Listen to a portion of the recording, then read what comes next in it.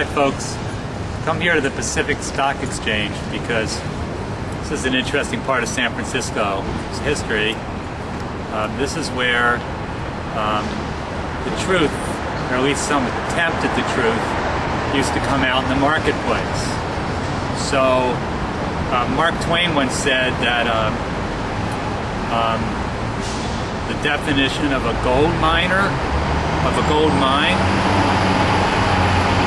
was a hole in the ground with a liar standing in front of it. So the purpose of this place was to let people using the marketplace determine who was the liar and who was the truth teller when it came to the gold mines and other mines here in the Pacific and other businesses. The reason I want to talk about truth telling when it comes to mining is because I hate lies and I hate propaganda, and I especially hate it when it comes from so-called trusted sources. So we all have had the experience where we have some expertise or some knowledge about something and we read an article in the paper, and the article in the paper is completely different than the reality that we know. And I happen to have a certain amount of expertise in mining. It comes from my long interest in the environment and in the economy and in finding peace between the humanity and the earth.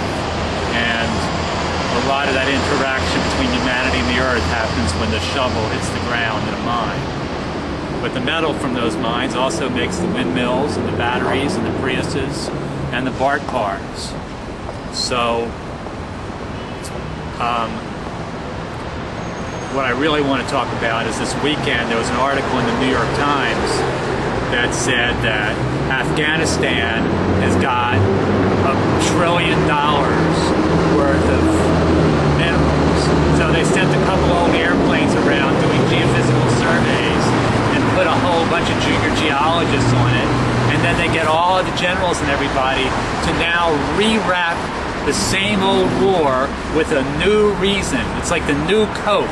It's the new Afghan war. The first time was to get Osama bin Laden.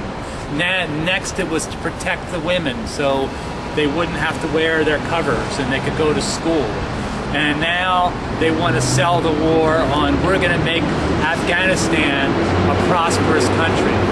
Well, the Canadians got tired of fraud in their mining industry, and they made a series of laws that if you wanted to promote a gold mine or any other kind of mine, you had to drill it, you had to talk about the mineralogy, you had to go through all kinds of third-party procedures to prove how much there was, what the economics was going to be, how you were going to get power to it, how you were going to get people to it. 1,000,001 things that go into actually making a successful mining enterprise. And only 1 out of every 1,000 mining companies, even with all that, actually ends up having a working economic mine. So now they're selling the war on having mining in Afghanistan.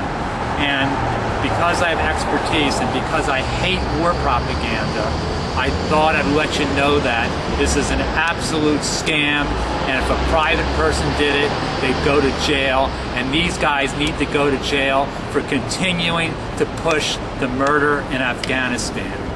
So thanks for listening.